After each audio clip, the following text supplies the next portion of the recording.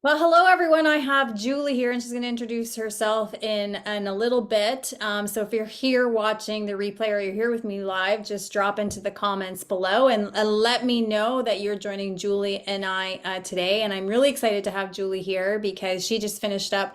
Well, actually, she finished up a while ago her one-to-one coaching, and she's just going to share kind of like her story, her history with trying to lose weight, feel better with food, and even just in her own body and in her own mind, and where she's kind of landed. And what I'm most excited about is where she's still going. Now, Julie is still got a little touch. Well, she's coming through from laryngitis, so she wanted me to make a point that this is her voice, but I think it's sexy. Uh, so Julie, do you want to introduce yourself to everyone? Sure. I'm Julie. I'm 49 years old, just turned 49 a couple days ago. I'm a teacher. I'm a mom of two beautiful kids and a wife. And yeah, I'm excited to be here. Yeah. Okay. So Julie kind of started out in our women's group, doing some trainings, and then she had a friend who kind of did the coaching and had really great success, and then was like reached out. So kind of like paint a picture, like where were you at? Like what have you tried, and what were you looking for?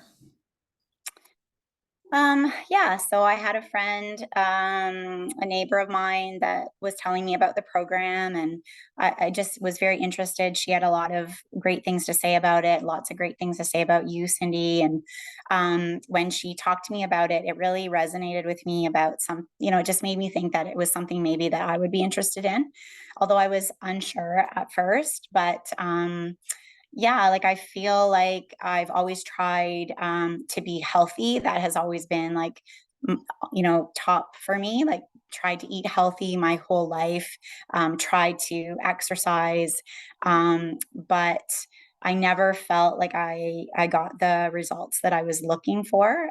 I always sort of was striving to have that sort of toned body and never considered myself like very, very overweight, but I never really was happy with what I saw in the mirror and was looking for something better and some better results, more sustainable results, I guess. Yeah, so when we first chatted, what we kind of were discussing was one, well, we talked about menopause, right? So things are starting to shift there. Two, we talked about that you're an avid Pilates in yoga. That's a regular thing that you've done and continue to do in coaching and still do. But you were a runner and then you kind of dropped off running. And so we talked a little bit about your exercise mentality at the time. Do you want to kind of share that with women, like where you were at that time with exercise? Yeah, sure. So yeah, I've been doing yoga and Pilates for many, many years. Um, Probably close to 20 years, I would say, and always been I've always been very flexible. So that to me kind of came naturally, and I loved the mind and body connection that I got through yoga and Pilates, and so that was something that I definitely wanted to continue with. But again, I only did a class, usually once a week. Sometimes I did it twice a week, but again, that wasn't getting me the results that I was looking for. About 10 years ago, 11 years ago, I picked up running. I'd never been a runner. And maybe I was in my elementary school days, but never since. And so about 10 or 11 years ago, after my son was born, I decided to pick up running, and I literally did the couch to 5K plan and thought I'll never get through it. I'll never be able to run a 5K. And I was able to prove to myself that I was able to do it. And I stayed a runner for quite some time. And I did lose weight, absolutely. And I did feel stronger and more toned with the running. And I tried to stay for many years involved in always having a scheduled run ahead of me, so that kept me motivated to run. So after I finished the 5K, then I quickly signed myself up for a 10K, and I was able to achieve that. And then after I did the 10K, I did, I don't know, maybe two or three more 10Ks. and that kept me running. And then I signed up for a half marathon um, after a lot of convincing from my husband. And I was able to do it remarkably, not fast, but I did. I finished it. And then I signed up for another half marathon with a friend of mine. And during the training of that, I pulled my hamstring quite badly and was out and was not able to complete the race. And I think that's kind of where it started my sort of downward spiral with running, because I never really got back to the level that I was at. I had to do physio for months, and I was always scared to push myself with running after that, scared to do any sprints or anything. So I think I've dabbled in running the last few years. I kind of go strong at it for maybe like a couple months. I did a 5K back in the fall, and then it kind of drops away again. And that's kind of been my pattern with running. And I felt good when I was running, but I never felt the change in my body. I never felt, that recomposition of the body. Like my body definitely became smaller, and I did feel some strength and some toning, but not to the extent that I was looking for. And so I was looking for something different. I was looking for an exercise program that was more sustainable for me without always thinking like I needed to have a race scheduled, because getting older now, like, I'm 49 now. I don't always want to feel like what's going to keep me running or what's going to keep me exercising is a race. I didn't want to think about exercise that way anymore. I wanted to think about exercise as a habit that I enjoy doing, every day or every other day. That was something that I could maintain, not just now in my 40s or 50s, but like well into my later years, so that I felt strong and capable. And it to me, it didn't necessarily need to involve running, although I still enjoy running and I still do run. I was looking for something else, and that's where this program has really helped me. Yeah. So before we go into, what we did and where you're at with exercise and then dive into nutrition and everything else, when we first talked, you talked a lot about your mindset is like talk about that go hard and then what would happen on the guilt and the shame side of things. Yeah, like even when I was running, I always shamed myself. I always told myself I wasn't running fast enough, or I didn't finish in the best time. Even when I finished my half marathon, my first thought when I crossed the finish line was when I looked at my watch, and I was like, it wasn't as fast as I wanted to be. Instead of like congratulating myself that I just ran a half marathon, I was always like, yeah, but it wasn't as fast. And I don't know why I did that to myself, because I have no plans in having running a half marathon anymore. And I really am proud of that accomplishment. And I really wish that I would have at that time. I really wish that I would have allowed myself to celebrate the fact that I did it. And I feel like I've always, compared myself to others and thought, well, I should be lifting weights like her, or I should be faster like her, or maybe if I did it more like that person, it would be better. And was always like too much stuck up in my head about Yeah. everything, and analyzing the process, I think. And then if it didn't work out and it wasn't like what I thought it should be, I would give up. And then I would say, well, I guess it's not for me. Like, for in terms of like lifting weights, I always thought, well, that's something I don't know how to do. And nobody's ever showed me how to do that. It's not something I'm comfortable with. So I guess I can't do it, because Yeah. I didn't want to dive into it, because I thought, well, it's not going to be, I'm not going to be good at it, because I just didn't know how to do it. So yeah, I think that that mindset shift was very important in all of this. So I'm hearing a couple of different mindset shifts. So the first one is that you used an external motivation, so setting the date for the next race to keep you motivated. And then you got to a point after your injury, you got to a point where it was like, I don't want that to be the case. I want to be just into a habit or into a lifestyle of moving, and I need to learn how to move in other ways. The second thing that I hear about mindset is that beginner's mindset. I don't know how to do this, so maybe I'm just not good at it and I shouldn't be doing it and I won't be doing it, so let's not do it. The third kind of mindset I hear is that kind of breaking that all or nothing perfectionist thinking, which we did a lot of. Like, you miss a day of working out, what does that mean? And old Julie, it used to mean like, I messed up and all that self-talk. New Julie now has been practicing, and I say practicing because we haven't overcome it. We're still working on it, but we're practicing on it. That's okay. It's this is kind of life. It doesn't outdo everything else that we've done. Now, when we first started coaching, you said to me, like, I want to learn how to lift weights, and I think I want to get into weights. Not sure if I'm going to enjoy it, but I think that that's something I want to try. And in the beginning, there was a bit of resistance to it. Like, we didn't jump right into it because you were just like still iffy about doing it. So we started with just walking, just getting your steps right. And I think that that's really important to also highlight too, because women think, I just got to go from here to here.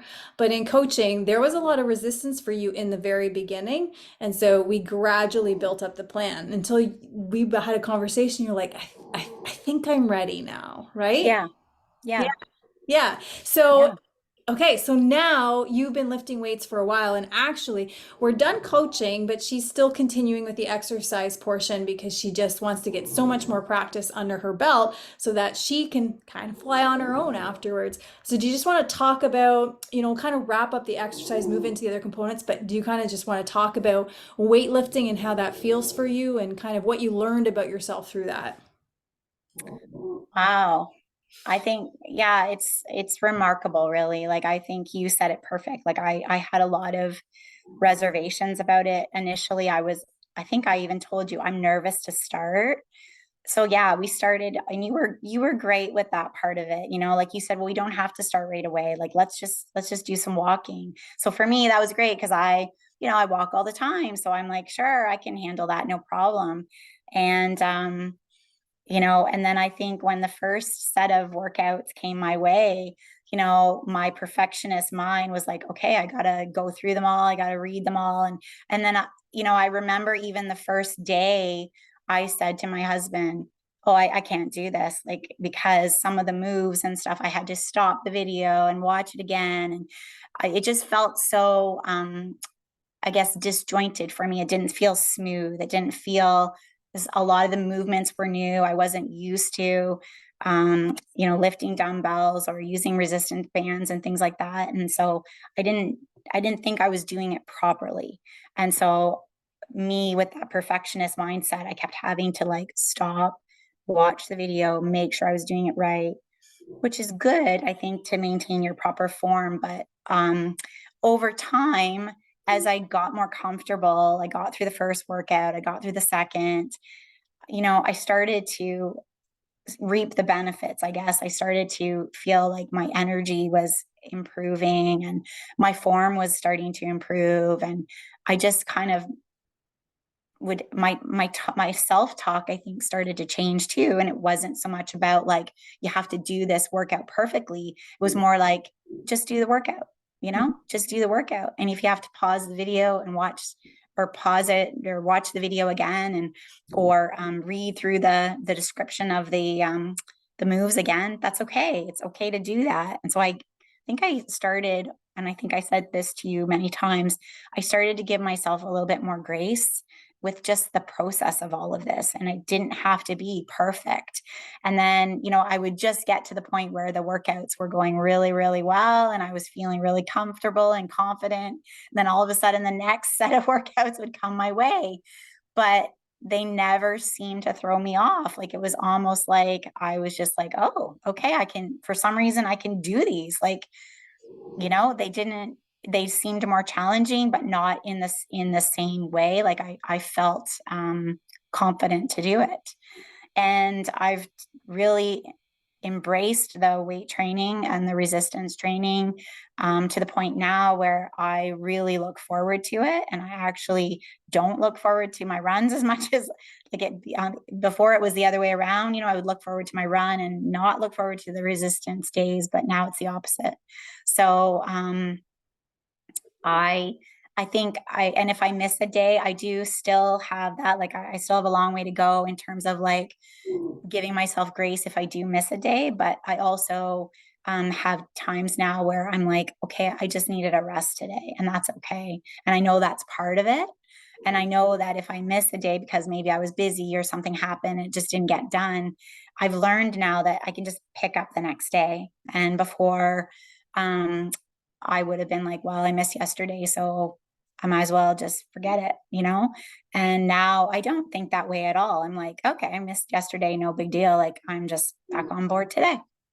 I love it because it's like you clearly laid out like your trajectory, right? It was just like I was an avid, like I had no running experience, did the coach to 5K, did 10K, then did half marathons or whatever. Then was like, I want to do this weightlifting thing, but I'm not good at it. And it's like this whole beginner mindset and starting all over, right? And undoing all those stories. And then all of a sudden it was like the same thing, but we started walking, getting you consistent, and then we built from there into the workouts, and then it was the next workouts, and now you're being stronger. It's like the same kind of trajectory. So I love that you kind of laid it out like that because you can see the parallels between running and weightlifting too. So let's move into nutrition. So you're not typically the kind of woman that comes to me in the sense that most women have tried like so many different diets before they kind of get to me. And they usually get to me because they're like, I've tried everything, nothing is working. I feel like a lost cause. It's never going to work.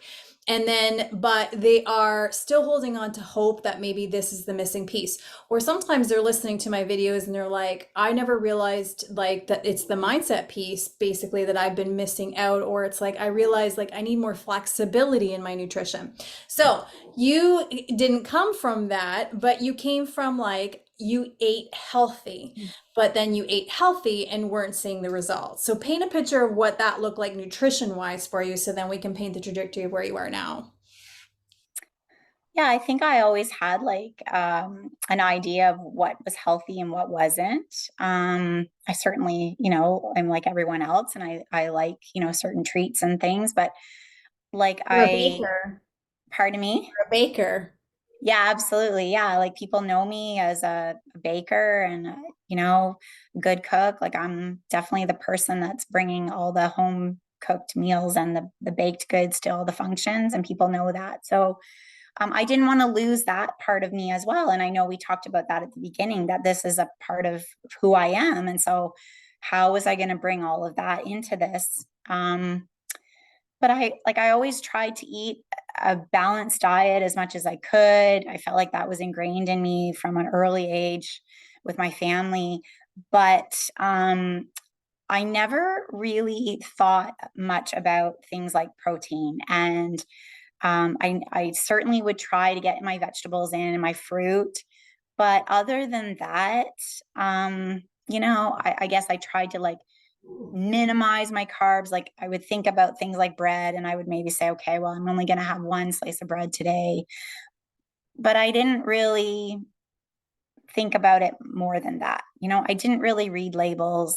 I'm not a big junk food person. So, like, it's not like I would sit down and eat bags of chips or anything like that. So, but I did snack in the evening.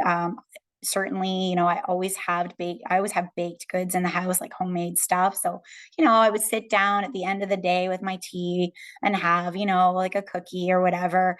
And I always felt like I deserved that. Like that was just my treat every night or every other night, without really thinking about whether I really wanted that or whether I should have it.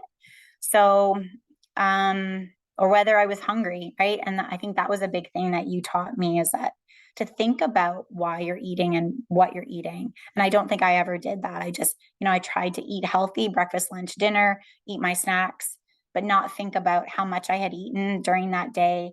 And I also was like a chronic fast eater, like, because I'm a person who likes to get things done. So for me, eating was like was enjoyable, but it was something that I had to get done so I could get on to something else. Yeah. And I remember saying to you at one point that like I would sit down to eat dinner, and like every single night I'm always the first person finished at my table. My husband's, a big guy, 6'3", and like I would finish my plate like before him, faster than him and my kids, and I would already be up clearing the table and starting dishes. They were still eating. And I didn't see anything wrong with that. Now I'm like the almost the last one done. And I've totally changed my relationship with mealtime. So that's been a big shift. But thinking about things like proteins and my carbs and thinking about getting like enough vegetables in a day and that the tracking of all of that really was helpful for me in terms of knowing how much I needed to get in a day. And I think now sometimes I think about what I eat now, and I think I actually eat more now than I did before. Um, because I eat different combinations of things that I maybe wouldn't have done before.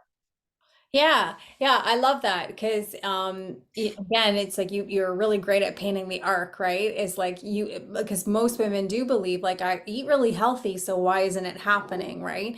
And here you were eating healthy, and then here you were, I only every once in a while you were having your baked goods or your treat or what have you, right? And it still wasn't happening because we it's like we had a couple of pieces of the puzzle, but we didn't have all the pieces of the puzzle.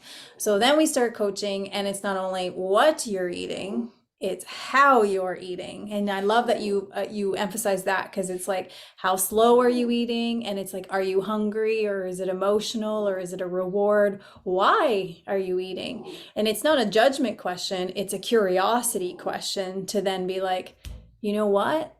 That's happening a lot. I always thought it was hunger, Yeah. but it's not. What did Yeah. you realize about why you were eating? What were the patterns you were in? The pattern, I think for me, the pattern was like I've worked hard all day and I've completed, the things I need to do. So now it's my time to sit down and relax. And part of my relaxing routine was having a treat. Like it was like that reward. And I don't see, and you've taught me a lot about that it's okay to reward yourself, because I think in the beginning I felt like I didn't deserve the reward. So I needed to take the reward away.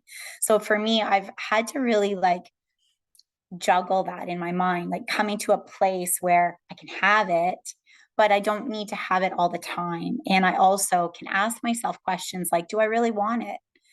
Do I really want the piece of chocolate or the piece of cake or the cookie?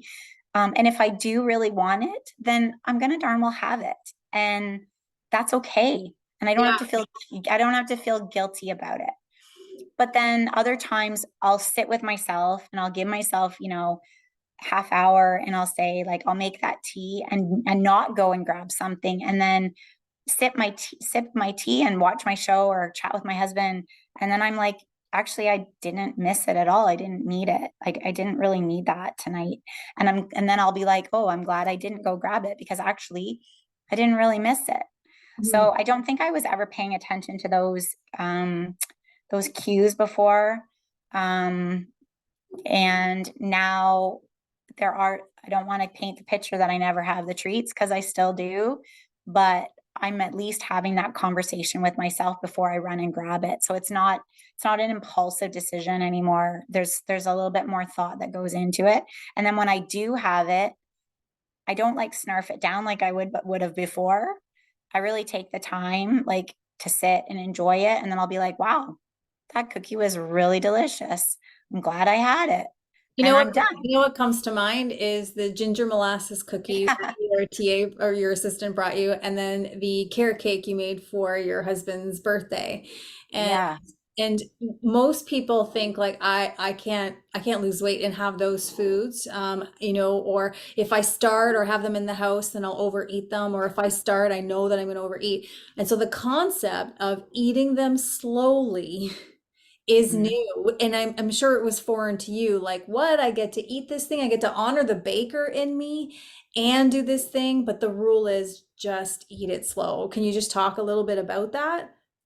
Yeah, because early on in our coaching, well, I guess it was like a month or so into it, my husband had a birthday, and for his birthday every year, I always make him a carrot cake from scratch. It's his favorite thing, and I think I do make a very good carrot cake. It's not my favorite cake, but I certainly do enjoy it.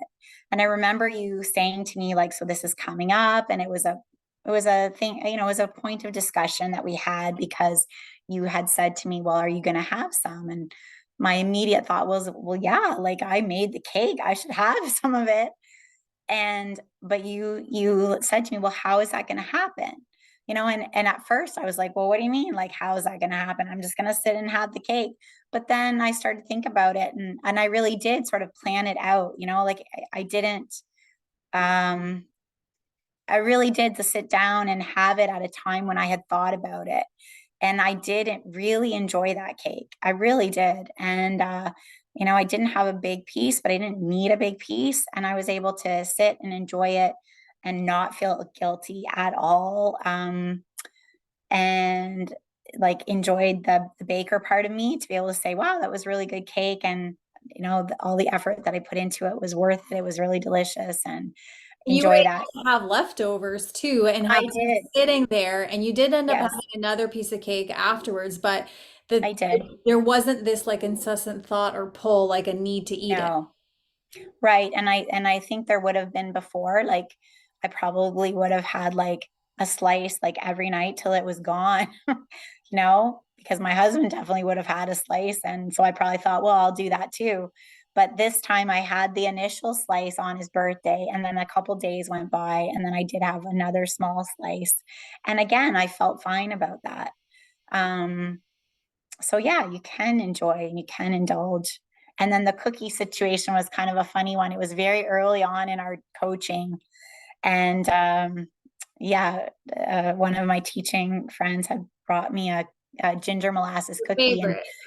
yeah, and it was a surprise, and it was sort of a gift to say thank you for something that I'd done. And when she first gave it to me, my immediate reaction was, I can't have this. Like, this is not part of my, like, I don't know how this is going to fit into my daily, like, carb count or my fat count. And because it didn't have a label on it, I was kind of freaking out. Like, I don't know how I'm supposed to score this. Like, I don't know how this is supposed to fit in my day. And I literally let the cookie sit in the bag on my desk all day long. And I didn't eat it until all of a sudden my office was quiet, nobody was in there, and I thought, I'm gonna eat the cookie. I'm gonna have it. So I ate it. And I remember us having that conversation that night about, like, well, how did it go? And I was like, actually, it was great. Like, I ate it slowly. I broke off one piece at a time, and I did end up eating the whole cookie, but really enjoyed it and didn't feel guilty about it. Didn't, it would probably put me over a little bit for that day for my carb count or fat, but I was like, I'm okay with that. It was okay. I made a lot of other good choices that day. So it was Yeah. fine. And us being able to talk about it is like we're talking about it in real time before or after the fact, and we're also able to break it down. Like, what did you like about it? How did you eat it or whatever? So that when we're finished eating, what we're left with is the wins, right? Versus the typical guilt, shame voice that kind of happens afterwards. We're left with like, I did a good job eating that cookie. Yeah. Yeah. Yeah. And then just because we've been kind of touching on it, like, how do you see mindset fitting into all of this? Because most diets don't incorporate mindset, or they're kind of like, yeah, do the mindset, but do it on your own, do it over here. So how do you explain to someone who's like stuck with losing weight, or loses the weight and gains it back? How do you kind of explain the mindset pieces?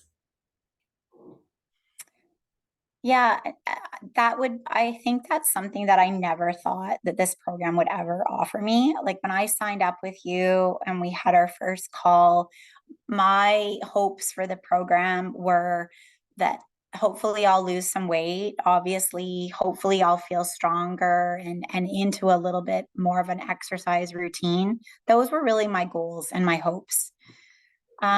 But what I got out of this, yes, I got all of those things, which is amazing. And there's still a work in progress. I'm by no means an expert. I'm a daily habit person, which that has been the biggest thing for me, is realizing that I can take all these little things, which are not that overwhelming actually, when you break it all down and you start to do these daily habits. It's not as overwhelming as it seems in the very beginning. And those little small changes that you start to see and that you build into your day really start to change the way you feel about yourself. And you start to feel like I can actually do this and this is actually working for me. And 2 weeks go by and then all of a sudden you're like, wow, like I lost some weight and it didn't feel that hard. And you start to change that conversation, I think, with yourself. That's what happened to me, at least. Instead of telling myself I can't do this or this is too hard or I'll fail or you know I'll never get to where I want to be. um, I stopped thinking about it in that way. I started thinking about it as I did my workout today, I made good choices today, let's talk about tomorrow. Like, I don't need to think about the 10 or 15 or 20 pounds right now. All I need to think about is what I'm doing today. And if I had a little bit of a mess up today or whatever, that's okay, because you taught me that you don't have to be perfect. This program, you don't have to be perfect all the time. You can realize, okay, today maybe I missed my workout, maybe I was too tired, whatever happened. I had a few things that happened in my coaching as well. um, I had a parent that was ill for a while, so that played a toll in my availability, what I was able to do sometimes. And I realized that it's okay. Sometimes you just need to rest. Whereas before, I would have just pushed through and felt horrible. And so my mindset in like giving myself grace and seeing every day as like a journey in the process was really helpful. And I don't think of it now as like an ending point. Like I need to get to the end of like our journey. Ended in April, and for me, it was never about April. It's ending. For me, it's like this is just continuing for me. Like this is just the way that I'm going to be now, and I'm just hoping to get better at it as I go. Yeah, I love that you said this is the way I'm going to be because it means that the identity shifts are already starting to happen. It's not just what you do, it's who you are, Yeah. which is so great. And I love too that you're like, I love how you just pointed out like how it's connected to mindset and how it worked for you. And what I like to say is like, even if your habits change, even if you eat better and work out more, and even if you lose all the weight, you still carry your mind with you into those new habits or into that new body. And if those inputs up here, those commands up here are are not steady, not growth oriented, not positive or what have you, then this is going to all fall apart eventually because this catches up to this. This is what's running the show. And so you came in like you have perfectionism. You were very motivated by like lists. You were very motivated by the next race, the next, and then you were self-critical as well, right? And then you can pick yourself back up. So I love that you kind of brought it all together and that's how mindset kind of worked for you was like, it wasn't just everything in a nice wrapping paper. It was like actually it was everything in it was just as good. I don't know if that does that Mhm. make sense? Yeah. Yeah. Yeah. It doesn't need to be perfect. um, because I would have given up. I think my mind has really changed in that respect. That um, every day is a new opportunity to continue on this journey, and so you're not going to have perfection every day, and you don't need to. And that's huge for me, and not just in terms of like the exercise and nutrition, but like you said, in life in general, right? It's going to carry you a long way when you change that mindset. So nothing's ever perfect. So in those little big, those um I was going to say little big wins, but that sounds weird. But I suppose that's what they are, right? They're like little things that you're doing every day. And over time, they end up being the big things. They really do. And they don't feel that big initially, but they do. They end up being the big things. Like for me, like adding more protein. I thought, well, yeah, I can do that. But to me, it's been like a game changer. Didn't seem like a big thing in the beginning, but now it's like, wow, I've realized that's so important. So it's the little things that they do really add up. Yeah, love that. So, what would you like to say to a woman who feels like I've been there, tried it all, nothing works, I feel lost, or like what would you say to her? Um, I would say, I would say jump in. You're worth it. I know that when I first started, I had some reservations about starting because I felt like, I've got younger kids and a busy life, and as women, I think we always want to do for other people, and we want to make sure that everyone else's needs are met, and that definitely was part of my story as well. Um, and when I first looked into this program, I had times where I was like, maybe I shouldn't do this. Like I felt almost like guilty putting the time and the money into myself. Um, but what I realize now is that by doing that, I've actually invested into my family as well because I'm healthier now. I'm happier. I feel calmer. I feel more peaceful. Um, I'm not as critical about myself. And I see that, reflecting in my conversations that I have with my daughter as well. I have a teenage daughter, and I want my kids to look at me and see a strong and healthy and happy mom, because ultimately that's going to affect how they are and how they grow and develop as people. So and then with my relationship with my husband as well, like I want to feel confident around him. I want to feel like I'm the best that I can be. And I think that just, when you invest in yourself and you prove to yourself that you can do hard things, um, that you just start to carry yourself a little bit different. And I see that in just my daily practice and my daily way that I go about things now is I just feel a little bit more at ease, and I carry myself a little bit um, with a little bit of a calmer state, and not so much like caught up in my head thinking about and analyzing things. And I just know that I can just get through the day and do what I need to do. And I feel good about what I've done. I love it. That's a perfect way to end today's training. Anything you want to add before we go? Just don't hesitate. If you're thinking that you want to do this, don't hesitate, because, like I wish that I would have done this years ago now. Like, I don't know why I waited uh, until I was 49, 48. So yeah, just don't wait. You're worth it. Yeah. And yeah, it's I an love investment for your future, right? And I love too on our very first call, when we were talking, you really liked or connected with this feels like a course. And I said, yes, it's a course because you're going to learn more about yourself and you're going to learn more. You wanted to learn about nutrition and exercise and all that. And it was really a learning course for you while you were doing things. Whereas I guess most people are used to following things and not knowing the why, what, or how behind it. They just do it. And you were like, I want the course. Yeah. And do you Yeah. feel like you got that? Yeah. And I think that goes back to the teacher in me. Like, if I was, anytime I do something, I want to dive right in. That's just who I am. So, um, I wanted this to be about me and my journey. It wasn't just about getting an A from you, because at the end of the day, it's not about, impressing Cindy. It's about doing it for me, because this is like supposed to carry me well past my coaching journey with you. And so that's how I really thought about it.